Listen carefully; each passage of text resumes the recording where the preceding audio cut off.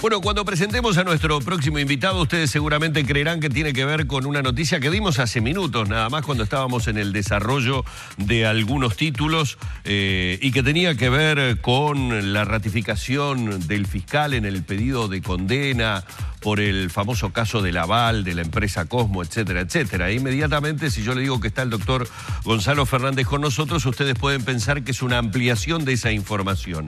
Nada más erróneo, porque vamos a hablar de este libro que tenemos aquí frente a nosotros. Un libro que nos plantea uno de los momentos históricos de nuestro país, sin duda más relevante. Primero, la bienvenida. ¿Cómo le va, doctor? ¿Cómo anda? Buen día. Bueno, muy bien. Decía de los más relevantes porque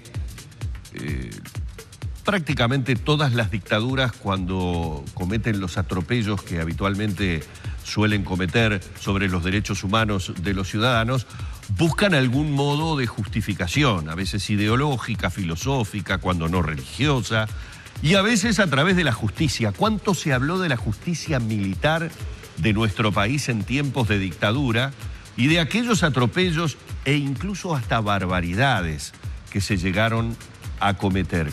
Y este libro incursiona nada más y nada menos que en el juicio al general Líber Seregni, juicio que llevó adelante la justicia militar. Exactamente. ¿Y desde qué punto de vista lo encara, doctor? ¿Desde un punto de vista exclusivamente jurídico? ¿Hay un contexto histórico de la situación?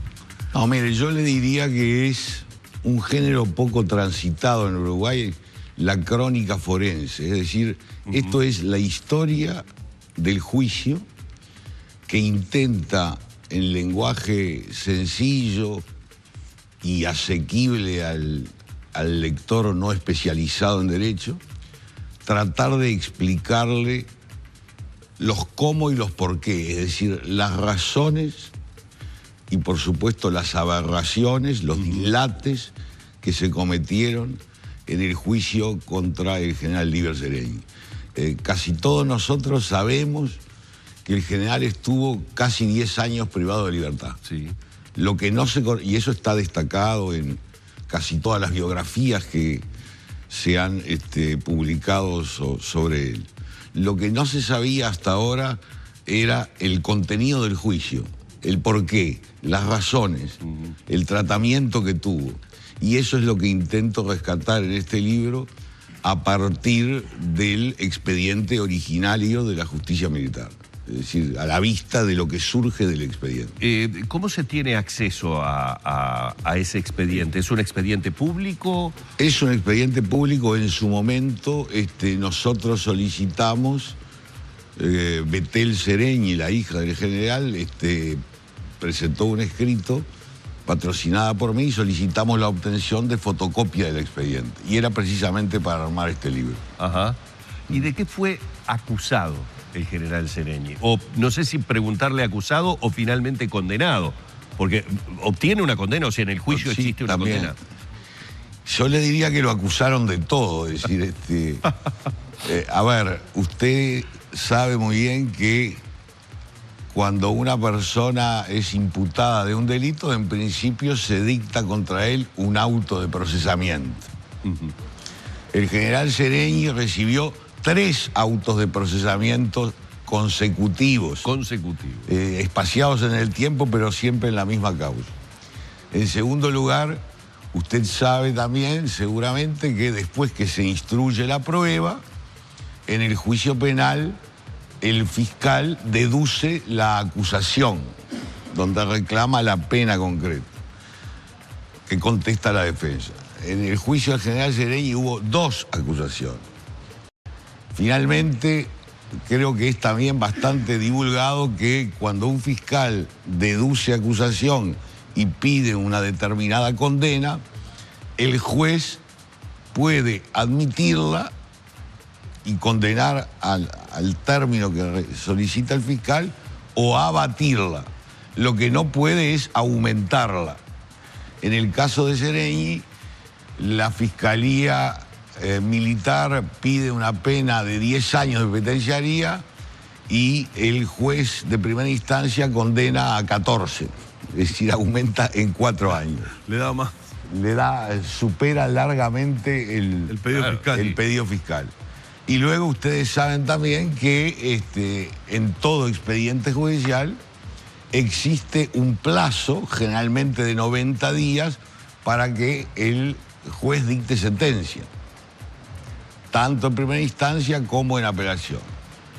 En el caso de la condena final que usted mencionaba, el Supremo Tribunal Militar demoró 4 años en dictar la sentencia de condena. 4 años. Es decir, es un expediente que está plagado de desviaciones jurídicas y, como usted decía al principio, lo que yo he intentado demostrar, el lector tendrá la última palabra sobre si logra entenderlo o no, en lenguaje lo más llano posible, es cómo la dictadura militar se ensañó con el general Seregni y trató de justificar, entre comillas, de legitimar jurídicamente lo que era un disparate sin ton ni son.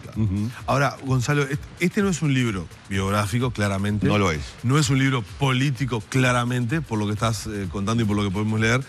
Es un libro que intenta reconstruir un proceso judicial viciado por todos lados, como claramente estás señalando.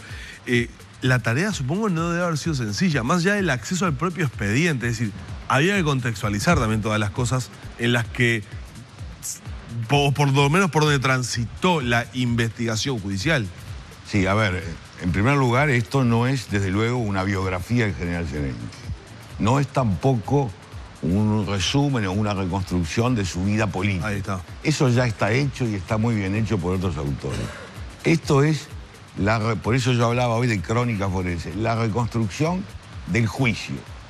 Es decir, enfrentarse a un expediente de 1000 y pico de fojas que mide 1,5 metros de alto y tratar de extraer la esencia de ese expediente y presentarla en forma asequible. Y en algún caso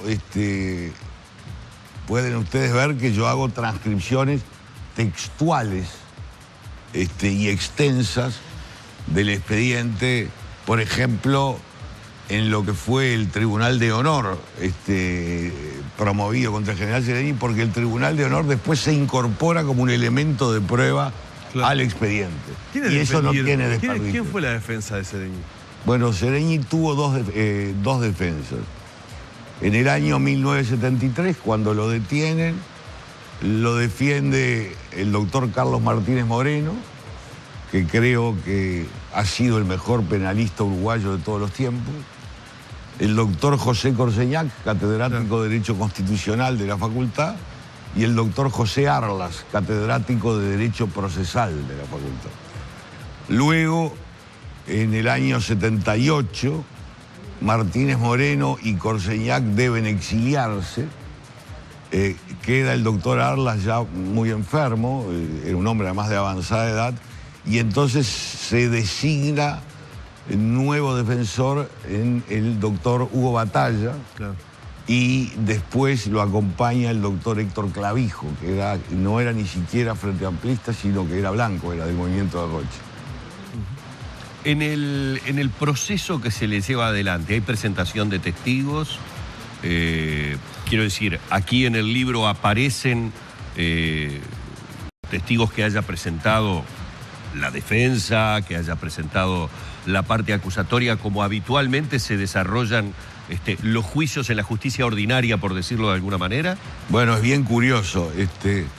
Uno de los cargos que se le formulan al general Seregni es haber tenido una entrevista o diálogo con el Movimiento de Liberación Nacional antes de las elecciones de 1971 para pedirles lo que todo el mundo sabe. En primer lugar, que liberaran al embajador británico Geoffrey Jackson, que estaba secuestrado, y en segundo lugar, que cesaran las acciones armadas y dejaran transcurrir el proceso electoral en calma, para que pudiéramos llegar a los comicios del 71.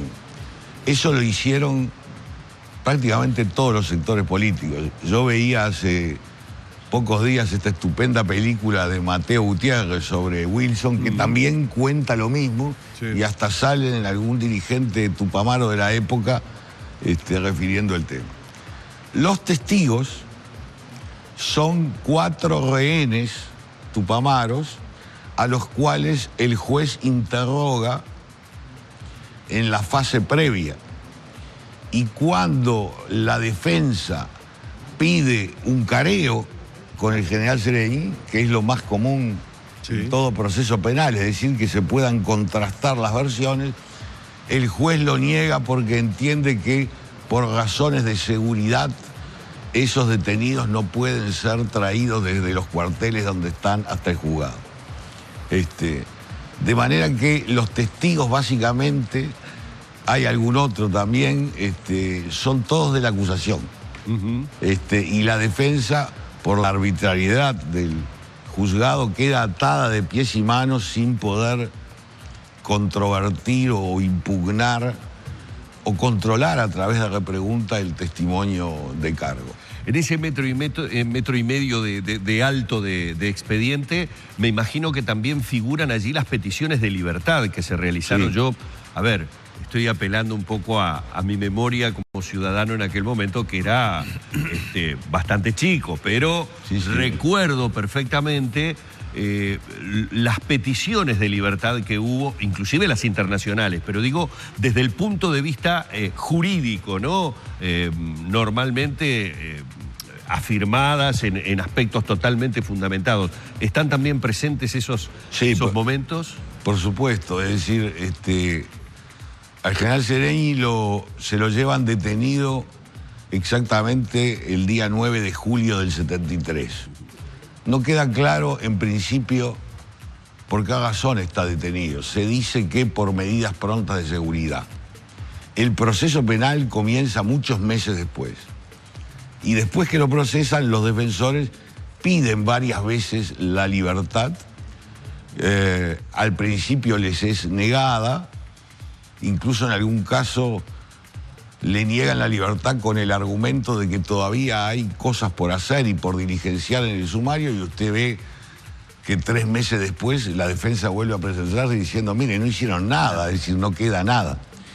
Finalmente el general obtiene la libertad, una libertad muy caucionada, porque, por ejemplo, para ir a la casa de verano en Punta del Este tenía que pedir permiso, autorización, hasta que en el mes de enero de 1976, lo que es una burda excusa, inventan que él podría estar vinculado a unos petardos que estallaron bajo el muelle de Punta del Este. Esto es una información que manda directamente al juzgado el general Gregorio Álvarez, jefe de la entonces División Ejército 4, Minas, que comprende también la jurisdicción de Maldonado. Ahí lo detienen a Seregni y ya no vuelve a salir en libertad hasta la libertad final el día de la sentencia.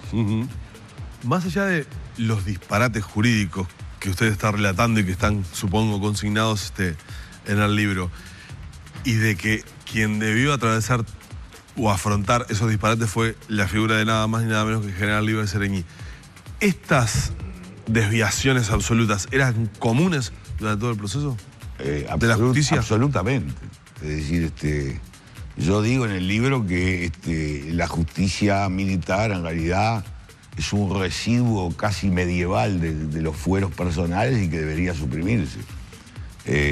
Usted no se olvide que los jueces militares eran militares profesionales que de derecho sabían poco y nada, yo diría más nada que poco, y contaban eventualmente con el asesoramiento de algún funcionario, estudiante de derecho o medio versado en derecho.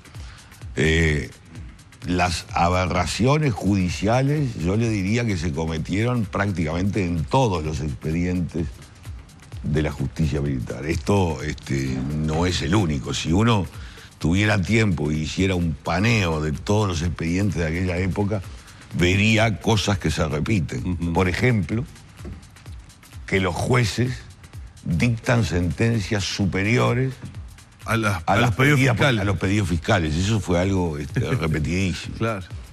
Más allá de que ha sido claro en su admiración por quienes llevaron adelante la defensa del general, en la medida que como entendido, como parte del tema iba incursionando en las diferentes instancias del juicio, se le iban ocurriendo cosas como abogado defensor, o iba encontrando qué acierto esto, es decir, como O yo quien, hubiera hecho tal cosa. claro, como quien mira algo de lo que en definitiva va tomando parte, bueno, por lo que va descubriendo que se va dando, ¿no? Sí, por supuesto, pero yo le diría que yo hubiera hecho lo que hicieron los colegas de entonces, insistir, es decir, uno va viendo el proceso, va viendo el desarrollo de la defensa y no puede sino coincidir con lo que hicieron los abogados defensores. Y hay, bueno, una cantidad de cosas que van surgiendo. No se olvide que, y se citan siempre en el libro como fuente, yo tengo el privilegio de ser amigo del doctor Corseñac, fue en 1970 mi profesor en la facultad. Corseñac es el único de los 3 defensores iniciales vivos. Claro. Y me contó muchas cosas que no surgen del expediente, algunas de las cuales yo he puesto con referencia a su testimonio y que pintan el clima de la época. Si me permite, le cuento una anécdota que es magistral. En determinado momento, en una notificación de una resolución cualquiera, el doctor Corseñac firma con tinta verde. Y el juez militar de la época entiende, primero lo deja pasar, no se da cuenta, y después, buscando cómo embromarlo, entiende que el uso de la tinta verde puede deberse a 2 objetivos irónicos camuflados, o bien una referencia subrepticia a los verdes, el ejército, o bien una referencia subrepticia al Partido Socialista, cuya color de bandera era verde. Qué brutal. Y entonces intenta procesarlo a él y bueno, ahí un secretario del juzgado, que en realidad era un hombre ligado a Sereñi, Sí. y que jugaba para ellos, lo convence de que es un disparate. Es que es un claro. poco demasiado, ¿no? Pero ahora, mientras escucho el relato, digo, había que tener agallas para ser líder Sereñi, evidentemente, pero también para defenderlo. Sí, claro. En esos estrados, ¿no? Sí, claro, sí. Sometidos, Enormes agallas. le iba a preguntar, sometidos a presiones en aquellas épocas, ya que tuvo la posibilidad de... Y sin garantía mucha, ¿no? Porque estamos hablando de un estado exactamente como dice Danilo, ¿no? Sin ningún tipo de garantía, donde las presiones podían llegar vía telefónica o directamente a domicilio. Mire, presiones al grado tal que 2 de los defensores tuvieron que partir al exilio y abandonar la defensa. El doctor Carlos Martínez Moreno y el doctor Corseñac. Quedó el doctor Arlas, que ya estaba muy viejito y muy enfermo, pero sí sometidos a presiones y además con la gallardía de Sereñi. Por ejemplo, cuando lo iban a ver, había un oficial que tomaba apuntes de lo que conversaban y luego se lo transmitía al juez militar. Hablaron de presentar tal cosa La o de hacer entrevista tal... con su abogado defensor. Con el abogado defensor. Presenciada. Exactamente. Al grado tal que en determinado momento el general les dice: a mí no me comenten nada, yo tengo confianza ciega en ustedes, no me hablen de la causa. Claro. Para evitar que llegara al juzgado Sí. con antelación la información. Poco menos que revelando las estrategias. Bueno, ahí tiene otro disparate, la violación de la reserva de la entrevista de cualquier procesado con su defensa, ¿verdad? Bueno, recordemos que el libro es El juicio contra el general Líber Sereñi, otro capítulo de la dictadura militar del doctor Gonzalo Fernández. que bueno, que cada vez que nos toca tocar temas que tienen que ver con nuestro pasado reciente y que bueno, que felizmente hay quienes siguen acercándonos y aportándonos a todas las generaciones diferentes datos, miradas diferentes de estas situaciones, que uno sabía que existían, uno sabía que había una justicia militar, de hecho la existe. Existe todavía. Esa justicia militar de la que, bueno, obviamente no había ningún ciudadano del país que creyera en ella, pero una cosa es la creencia a la constatación de qué manera se buscaba también internacionalmente, ¿no? Por eso vuelvo a decirlo del tema de las dictaduras que buscan de alguna forma hacia el adentro y hacia el afuera justificar de algún modo las barbaridades que cometen. Así que el agradecimiento al doctor Gonzalo Fernández. No me lo deje ir a Fernando, no me cierre la entrevista porque... No, le estoy cerrando el capítulo que ahora tiene sí que ver con el juicio contra el general Libersereñi, motivo por el cual el doctor está sentado aquí. Pero yo cometería omisión periodística si no le pregunto por un tema de actualidad. Hágase cargo usted. No, bueno, obviamente, aprovechando la ocasión y la coincidencia de la comparecencia del doctor Fernández en esta mesa, queremos preguntarle por una información que brinda hoy el semanario Búsqueda y que tiene que ver con que la Fiscalía ratificó justamente el pedido de condena para el caso de Lorenzo y de Caloia. Y bueno, uno de ellos fue su defendido. En este caso, el semanario dice que las defensas presentaron mayor prueba para insistir en la inocencia, pero el fiscal en su momento la desestimó y ratificó este pedido de condena. ¿Cuáles fueron los nuevos elementos probatorios que habían presentado y que se desestimaron, doctor? A ver, yo no sé si se desestimaron. A mí no me gusta mucho hablar de los juicios públicamente, pero en fin. Sabemos que es así. Es una trampa casi. Lo que el fiscal dedujo es el alegato de bien probado. En el proceso penal hay una acusación, hay una contestación de la acusación. La defensa puede pedir la apertura a prueba, diligenciar pruebas y finalmente, después de la prueba, se produce el alegato. Estamos en la instancia de alegatos.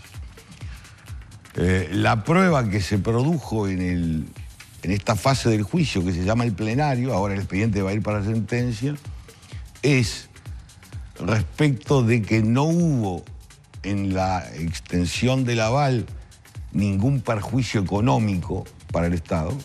El fiscal lo acepta. A diferencia del fiscal anterior, este es un fiscal nuevo, el fiscal que alega... Es el tercer fiscal que toma el caso. Exactamente. La fiscalía anterior había hablado de que esto había generado pérdidas millonarias para el Estado. El fiscal reconoce, en base a la información que aporta el propio Banco de la República, de lo que ha cobrado y refinanciado sobre el aval, que es una multa, que no hay pérdidas para el Estado, que de lo que se trata es de una lesión al prestigio de la administración pública. Y en segundo lugar, la prueba logró demostrar, y el fiscal también lo acepta en su alegato, de que aquí no había dos empresas que hubieran gestionado el aval ante el banco, Cosmo y Montfortelco, sino que admite que no hubo una situación de competitividad y que había una sola, Cosmo SL. Y el fundamento del alegato del fiscal, de todas maneras, es que al haberse otorgado tan rápidamente el día de la subasta, eso lesiona el prestigio de la administración pública. Y sobre esto que dice el fiscal en cuanto a que una conclusión asoma como incontrastable en cuanto a que el aval otorgado a Cosmo no hubiera sido concedido de no haber mediado la intervención de los encausados, digo, por la figura que tenían.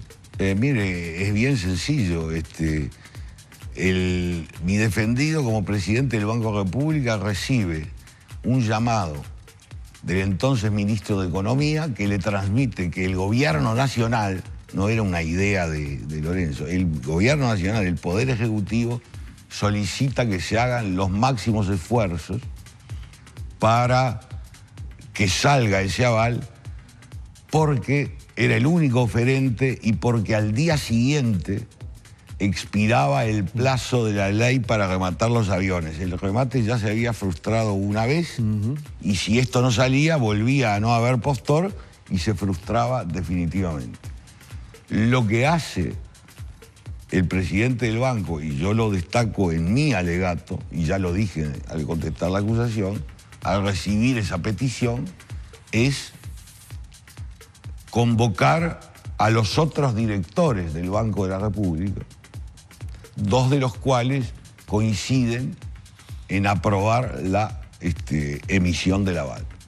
Y entonces se dicta un acto administrativo que está registrado en las actas de sesiones del directorio de emisión del aval. Por lo cual, ahora voy a adelantarle yo una opinión. A ver. Con el criterio. Usted sabe que en nuestro derecho cualquier acto administrativo puede ser revisado por el Tribunal de lo Contencioso Administrativo y eventualmente anulado cuando media desviación de poder o discrecionalidad o arbitrariedad. Y el Tribunal de lo Contencioso Administrativo dicta docenas o un centenar de sentencias anuales anulando actos administrativos por abuso de poder. Con este criterio, si se sostiene que el acto administrativo del Banco de la República está viciado por abuso de poder y que eso es delito, y tendrían que mandar a la justicia penal todas las causas donde el Tribunal de lo Contencioso Administrativo constata o descubre que la administración actuó de modo incorrecto y anula la decisión que ha sido impugnada. ¿Serían pasibles todos de abuso innominado de funciones? Exactamente. Queda clara la posición. Absolutamente. Doctor, ha sido...